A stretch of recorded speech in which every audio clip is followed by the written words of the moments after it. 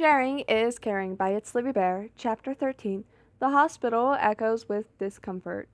Izuku was not pleased to be in the hospital again. It had barely been a month, and he wasn't even that injured, exhausted and stressed. Sure, but the only actual injury he had was the cut on his cheek. It was shallow, only bleeding as much as it did because that's literally what head wounds did. He tried to tell the nurses that, and one mercilessly poked him in the side. Ah, he had forgotten about those. Never mind.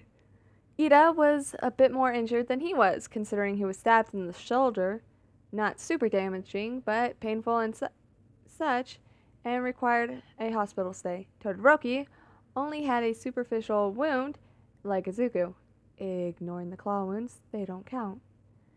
But they still weren't going to be cleared from the hospital today, it looked like. Maybe in the morning? Well, the actual morning. It was about 3 a.m. at the moment, and everyone knew it wasn't the next day until you slept. And no, passing out didn't count. It didn't. Midoriya. He glanced over at the ever-stern Ida. You used a quirk not your own. Yeah, well, you decided vigilante justice was a good idea and went after a serial killer with enough skill to take out your much more experienced brother.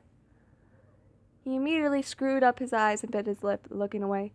Fuck, he was in pain, tired, and stressed as hell. Not a good combo for social skills. Ida looked suitably chastised, but Todoroki cocked his head. You said you didn't have a soulmate. But unless you were given another power, you should only have one. And I don't see how your bone-breaking energy relates to control over people. He blinked and cocked his head. Ah, are you in a poor relationship with your soulmate? Or have you been pressured into a relationship? Izuku bit his lip, not wanting to voice his real reasons. He waved his hand back and forth. So, sort of? Todoroki seemed to accept that with ease, but it was Ida's turn to look horrified.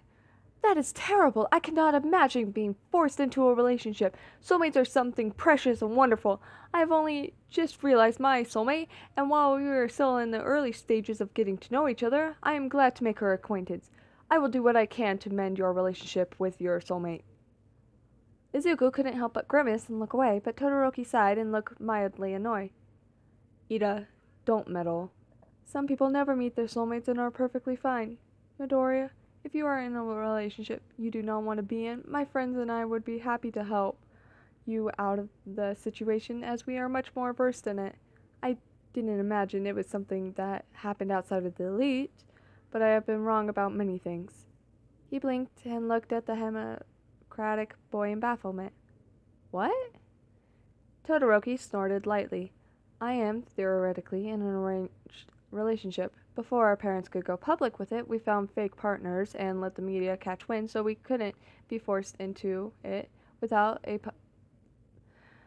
raising a fuss. Super effective, and I get a lot of shitty fast food I never would otherwise. Todoroki narrowed his eyes at the smaller boy and seemed to assess him before nodding. Yeah, sushi would kick your ass, but you'd get along. She is also very small and green. If her younger sibling was any less of a person, they would make fun of her for it and immediately get punted into the sun. Which would be a shame, because I find Rin rather good company. Izuku bit his lip. The fact that Todoroki would go so far as to introduce him to his friend group, just to help him out of this fake forced relationship? Please. He swallowed around the lump in his throat. Please don't tell anyone I have a soulmate. Midoriya! Okay. Todoroki cut off Ida with his calm acceptance, looking Izuku dead in the eye, and Ida was forced to nod slowly. If that is what you wish, the tall boy drew out, then I would abide by your wishes. Izuku wrapped his arms around himself, trying to hold all of his emotions in. He knew better than to cry. Thank you. It was barely above a whisper, but they both nodded, and Todoroki with far more certainty than Ida. There was a few seconds of comfortable silence before the door opened and they all jumped. In strolled Manuel, Gran Torino, oh fuck, Izuku was going to be murdered, and a dog-headed man in a police uniform. Hello, Woof. I am Chief Sushami of Hasu Police. You boys have done something incredibly reckless tonight. And more importantly, woof, incredibly illegal. Todoroki raised a single eyebrow, unimpressed. I intervened to save my classmates. If Midoriya and I weren't there, Ida would have died. And if Ida wasn't there, Native would have died. In addition, the hero killer was inevitably caught in public by a pro hero. Other than our injuries, there was no evidence we fought him, and certainly no evidence that we sought him out to fight him. Despite Endeavor also needing a visit to this hospital, he was attributed to the hero killer's capture. Why do you need to talk to us?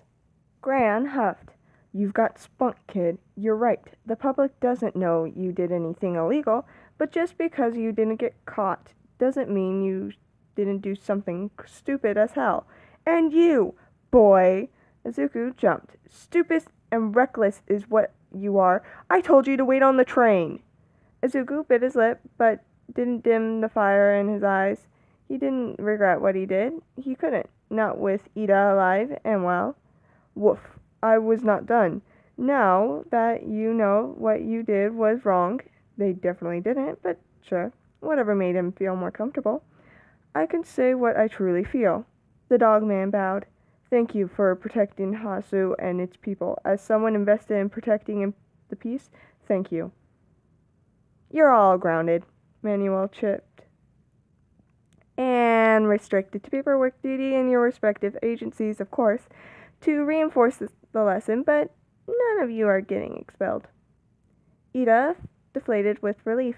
Clearly, he thought that was the worst option over dying. Oh no, sure, they could have been killed, but worse, they could have gotten expelled. God forbid. He really needed to get his thoughts back in order and stomp on this part of him, because it was only going to hurt him when he went back to school. Still, paperwork didn't sound that bad. He was wrong. Paperwork was tedious and terrible, and he wanted to throw himself out the window. How did Gran Torino even have this much paperwork?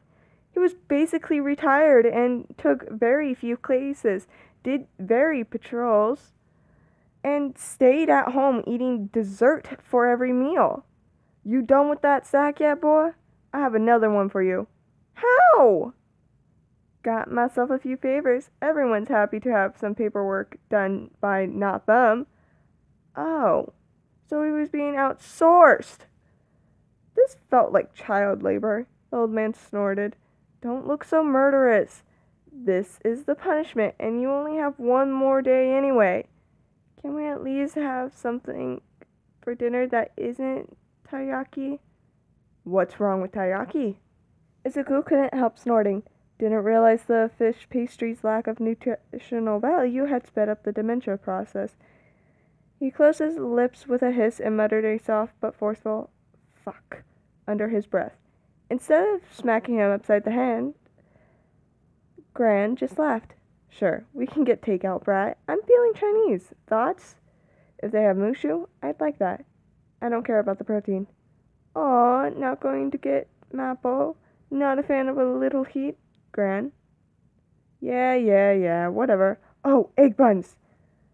You don't need more desserts, Gran. Spoil sport. Just keep doing that paperwork. You only eat when you're done. Izuku looked incredulous at the 2-inch stack of paperwork still left, and his stomach rumbled. He sighed and got back to work. Akagoro Kaizomi, known to most as the villain, hero killer Stain, previously the vigilante Stendhal, shifted, hearing the chains click from where they were dangling from his bound wrist. Stain, you are hereby sentenced to a life in Tartarus for the murder of 27 pro-heroes and the injury of 4 more. He grinned. Oh? Are we not counting the little fledglings? I would hesitate to call any of them heroes, except perhaps that brainwashing brat. Clever he was, never speaking until he needed to get me to talk. The officer blinked and frowned. Brainwashing one? None of them have registered quirks or soulmates with the capability to brainwash. Stain inclined his head. Then I won't go spilling secrets. Tell me, Endeavor is still alive, isn't he? We're here asking questions, not the other way around. So, yes, then. A shame. He's scum. More than the others I called, but, but also powerful enough to get things brushed under the rug. Made it hard for me to go after him, unfortunately. For all you call me a villain, in the end, I want a better society. Look into your system and its corruption. Find the foiled roots to tear up before the whole tree dies. The officer shifted uncomfortably. You will now be exhorted to Tartarus, where you will never escape. He sat back, grinning wickedly. Ah, yes, the Greek pit, where gods, titans, and monsters are bound, never to escape until released. Fitting for the titans and monsters interned within, but you are a fool to think it will hold us all. Any further questions they had, he just laughed at. He had heard the discussion, seen the recordings, and knew his message would touch those who were fit to hear it and carry on his legacy. Stain might be gone, but he was not dead. Kaizomi inclined his head in thought, thinking about the brainwasher, small, green, and frightened. Something about the child seemed familiar. Then he remembered. Makimono and the crusty brat had both wanted to hurt the kid.